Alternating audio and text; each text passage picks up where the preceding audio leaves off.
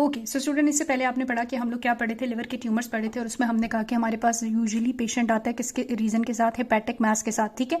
और फिर hepatic mess में हमने देखा कि ये जो मैस होता है ये दो तरह का हो सकता है, या तो ये कोई भी फोकल नोड्यूलर हाइपरप्लेजिया होगा, लिवर के अंदर कोई नोड्यूलर हाइपरप्लेजिया होगा, या दूसरी तरफ हमने कहा था नियोप्लाज्म होगा, ठीक है, यानी ट्यूमर होगा। फिर इस ट्यूमर में हमने कहा दो रीजन हो सकती हैं, बिनाइन और मैलिग्नेंट, और बिनाइन के अंदर हम हेपेटोसेलुलर एडिनोमा डिस्कस कर चुके हैं। अब बारी आ जाती है मैलिग्नेंट ट्यूमर्स की। तो लिवर के जो मैलिग्नेंट ट्यूमर्स हैं उसमें से बहुत सारी टाइप्स हैं, लेकिन जो सबसे ज़्यादा कॉमन है दैट इज हेपेटोसेलुलर कार्सिनोमा। दूसरी बात वो ये करता है बेटे कि ये जो मैलिग्नेंट ट्यूमर है ये दो तरीके का हो सकता है, या तो प्राइमरी मैलिग्नेंट ट्यूमर होगा, प्राइमरी का मतलब है कि ये लिवर के अंदर ही बना है, ठीक है, या फिर सेकेंडरी होगा। सेकेंडरी का मतलब है कि ट्यूमर बॉडी के किसी और हिस्से में था लेकिन वो लिवर की तरफ आया है थ्रू वेसल्स या जैसे भी लिम्फ नोड के थ्रू भी आ सकता है। यूजुअली जो कोलोरेक्टल कैंसर है उनकी मोस्ट कॉमन साइट होती है मेटास्टेसिस की, कि वो चले जाते हैं लिवर के अंदर। तो इट कैन आइदर भी प्राइमरी और सेकेंडरी। सेकेंडरी वो होता है जो मेटास्टेसिस से आया हुआ, और सेकेंडरी ट्यूमर जो है लिवर के ज्यादा कॉमन है, बॉडी के किसी और हिस्से में ट्यूमर होगा लेकिन वो स्प्रेड करके आपकी लिवर तक आ गया होगा, ठीक है। अब अगर हम लोग प्राइमरी ट्यूमर्स के बारे में बात करें तो कहते हैं प्राइमरी ट्यूमर्स जाहिर है वो वाले ट्यूमर्स होते हैं जो डायरेक्टली आपके लिवर के अंदर हेपेटोसाइट्स में से ओरिजिनेट होते हैं, ठीक है। ये जो ट्यूमर हेपेटोसाइट में से ओरिजिनेट होते हैं इनमें सबसे ज्यादा जो कॉमन है दैट इज हेपेटोसेलुलर कार्सिनोमा। अभी हम इसको डिटेल में पढ़ेंगे। लेस कॉमन वो कहता है कि लिवर के ट्यूमर के अंदर एक ऐसा ट्यूमर है जो बाइल डक्ट से अराइज होता है, सेकेंड मोस्ट कॉमन, और उसको हम लोग कहते हैं कोलेंजियोमा, ठीक है, या कोलेंजियो कार्सिनोमा। तो ये जो है ये सेकंड मोस्ट कॉमन ट्यूमर है। अगर वो हेपेटोसाइट से है तो that is hepatocellular carcinoma, bile duct से हुआ है तो कोलेंजियो कार्सिनोमा हो सकता है। इसी तरह थर्ड तरह का भी एक ट्यूमर होता है लेकिन वो लेस कॉमन है, उसको हम लोग कहते हैं हिपैटोब्लास्टोमा। हिपैटोब्लास्टोमा बेसिकली बेटे हेपेटोसेलुलर कार्सिनोमा को ही कहते हैं लेकिन छोटे बच्चों के अंदर, ठीक है। सो चाइल्डहुड में अगर आपको हेपेटोसेलुलर कार्सिनोमा हो जाए तो उसको हम हेपेटोब्लास्टोमा कहते हैं। और बड़ा रेयर सा एक ट्यूमर होता है जिसको हम लोग एंजियोसार्कोमा कहते हैं, लेकिन वो काफी रेयर है, ठीक है। तो हमने कहा कि जो ट्यूमर्स हैं वो मैलिग्नेंट ट्यूमर जो लिवर के हैं that can either be primary और सेकेंडरी। सेकेंडरी जो कहीं और से आए हैं, मोस्ट कॉमन कोलोरेक्टल आते हैं लिवर में। प्राइमरी के अंदर हमने कहा हेपेटोसेलुलर कार्सिनोमा हो सकता है, कोलेंजियो कार्सिनोमा हो सकता है, हेपेटोब्लास्टोमा हो सकता है, या एंजियोकार्सिनोमा भी हो सकता है। अब सबसे पहले हम लोगों ने बात जो करनी है वो करनी है हिपैटोसेलुलर कार्सिनोमा की, और डस्टर नहीं है मेरे पास लेकिन मैं अभी बाहर जाऊंगी तो ले आऊंगी।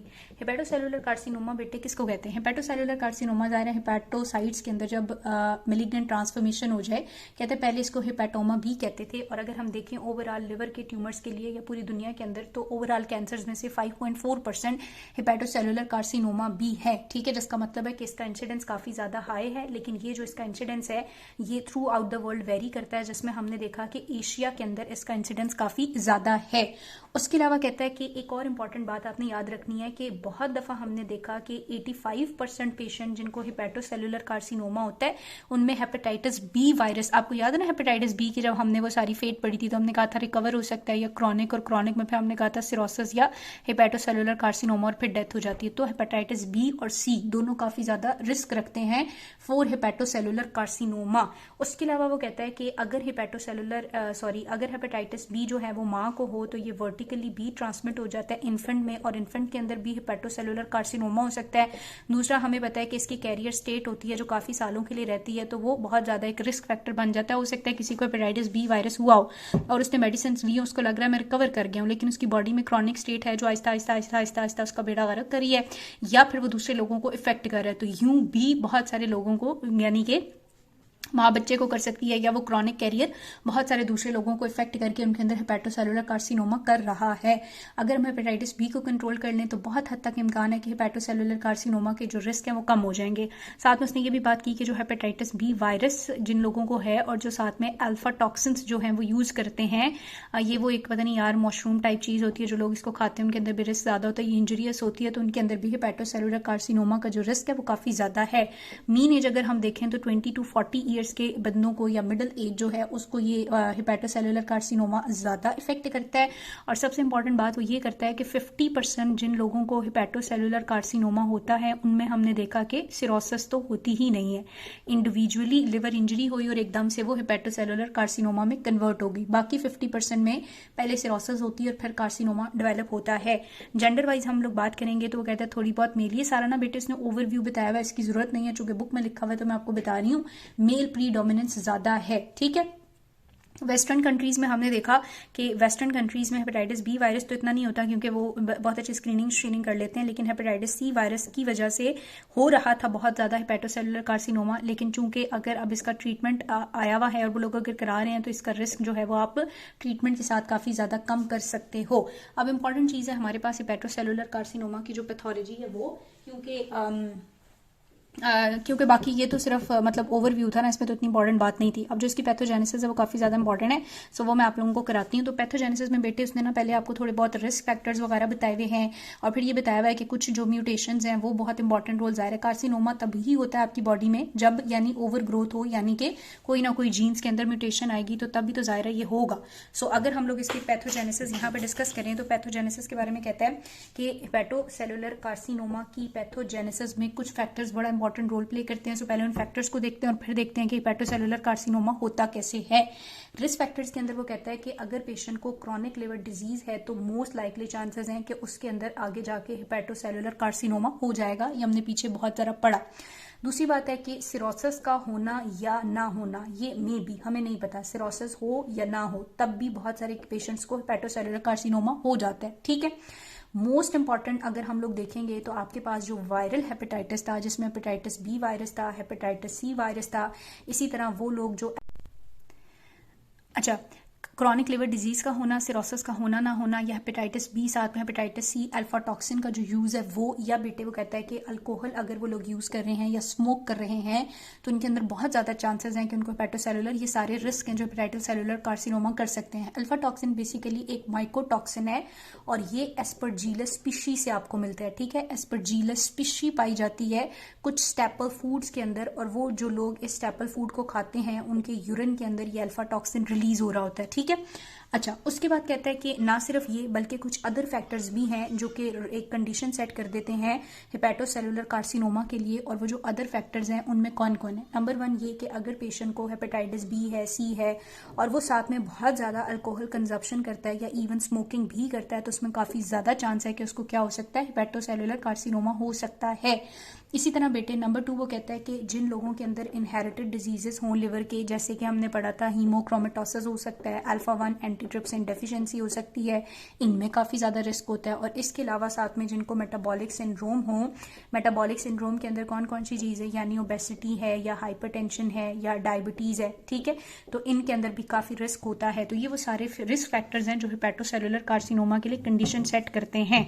अब हेपेटोसेलुलर कार्सिनोमा की पैथोजेनेसिस में आपने क्या क्या चीज़ें मेंशन करनी है, ये चीज़ें आपने बतानी है कि बाकी तमाम ट्यूमर्स की तरह इस ट्यूमर में भी जाहिर है ड्राइवर म्यूटेशन होती है। ड्राइवर म्यूटेशन के साथ साथ कोई ना कोई जो ट्यूमर सप्रेसर जीन है उसके अंदर भी म्यूटेशन होती है तो ये ट्यूमर हो जाता है, ठीक है। कभी भी आपने याद रखना है कि एक सिंगल जीन के अंदर म्यूटेशन हेपेटोसेलुलर कार्सिनोमा नहीं करेगी, मल्टीपल म्यूटेशन होंगी तो ही हेपेटोसेलुलर कार्सिनोमा पेशेंट को होगा। जैसे फॉर एग्जाम्पल नंबर 1 वो कहता है कि हो सकता है गेन ऑफ फंक्शन म्यूटेशन हो जाए। अब ये gain and loss of function mutation आपने न्यूप्लेजिया में बहुत अच्छी पढ़ी हुई है। गेन ऑफ फंक्शन म्यूटेशन हो सकती है बीटा कैटेनिन में, उसकी वजह से भी आपको हेपेटोसेलुलर कार्सिनोमा हो सकता है। बीटा कैटेनिन के साथ साथ वो कहता है नंबर 2 आपके पास होगी लॉस ऑफ फंक्शन म्यूटेशन, ठीक है, क्योंकि एक जीन नहीं करती, loss of function mutation in P53। ये दोनों कॉम्बिनेशन मोस्ट कॉमन कॉम्बिनेशन है जो हेपेटोसेलुलर कार्सिनोमा कर देंगे, gain of function mutation in beta catenin and loss of function mutation in P53। Beta catenin और ये वाली जो म्यूटेशन है कहता है 40% हेपेटोसेलुलर कार्सिनोमा के लिए रिस्पॉन्सिबल है और यूजुअली हेपेटाइटिस बी वायरस नहीं होता जब आपके पास बीटा कैटेनिन होती है। उसके अलावा एक और रीजन ये हो सकती है इनएक्टिवेशन ऑफ PT53, ठीक है, ये आपकी डीएनए रिपेयर जीन में बड़ा इंपॉर्टेंट रोल प्ले करती है। अगर इसकी इनएक्टिवेशन हो जाए 60% उनको होती है जो अल्फा टॉक्सिन्स को यूज करते हैं, तो ये भी हेपेटोसेलुलर कार्सिनोमा कॉज कर सकती है। ना सिर्फ ये बल्कि ना सिर्फ ये वाली म्यूटेशन बल्कि वो कहता है कि हेपेटोसेलुलर कार्सिनोमा ये तो होगी जीन्स की म्यूटेशन। नंबर 3 वो ये बात करता है बेटे कि हेपेटोसेलुलर कार्सिनोमा उन लोगों के अंदर भी होता है जिनके लिवर में कुछ प्री मैलिग्नेंट डिजीज या लीजन्स चल रही होती हैं, ठीक है। अब प्री मैलिग्नेंट लीजन्स के बारे में उसने कहा सबसे पहले अगर उसको हेपेटिक एडिनोमा हो तो हेपेटिक एडिनोमा में बहुत ज़्यादा चांसेस होते हैं कि जो आपके पास बीटा कैटेनिन है वो म्यूटेट हो जाए, वो म्यूटेट होगी तो जाहिर है हेपेटोसेलुलर कार्सिनोमा हो जाएगा।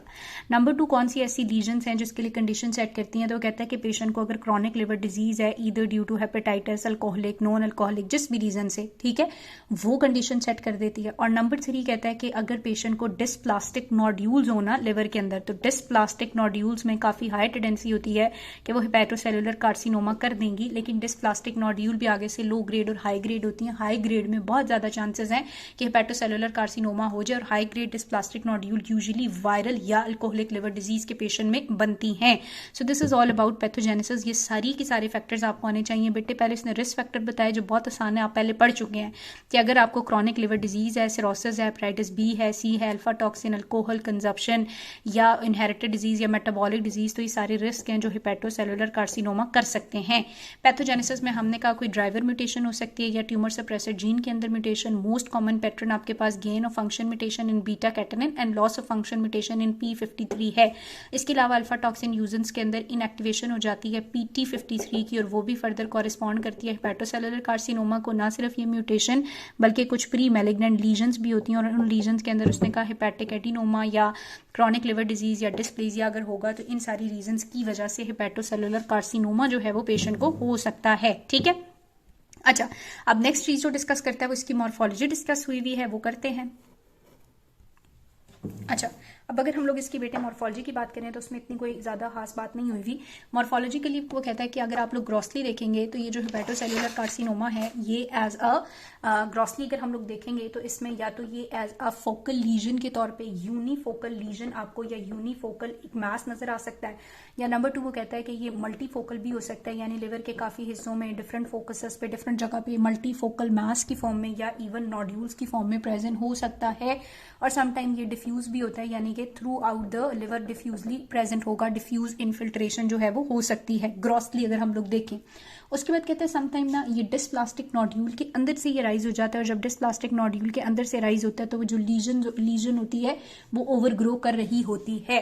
नंबर 2 बेटे उसने ये कहा है कि जब इंट्राहेपेटिक मेटास्टेसिस हो, ठीक है, यानी लिवर के अंदर इंट्राहेपेटिक मेटास्टेसिस हो रही हो, तो ये मेटास्टेसिस यानी अब लिवर से ट्यूमर ने कहीं जाना है या ट्यूमर ने लिवर में आना है, तो ये मेटास्टेसिस यूजुअली लिवर के केस में ना ब्लड या डायरेक्ट मेटास्टेसिस होती है। हम हर जगह पे पढ़ते हैं ना कि ब्लड के थ्रू होती है या लिम्फ नोड के होती है या डायरेक्ट होती है, तो लिम्फ नोड वाला चक्कर यहाँ पे नहीं है। कहता है हेपेटिक केस में, इंट्राहेपेटिक मेटास्टेसिस के केस में जो लिम्फ नोड की इन्वेजन है वो काफी ज्यादा रेयर है। इंट्राहेपेटिक मेटास्टेसिस जब होगी तो 3 सेंटीमीटर के स्मॉल ट्यूमर लाइक नोड्यूल्स जो हैं वो इन्वेड करते हैं इर्द गिर्द के रीजन को, लेकिन वो उसको नहीं करते, लिम्फ नोड्स को नहीं करते। ठीक है, सो स्मॉल 3 सेंटीमीटर के स्टिलाइट लाइक नोड्यूल्स भी पड़े हुए होते हैं।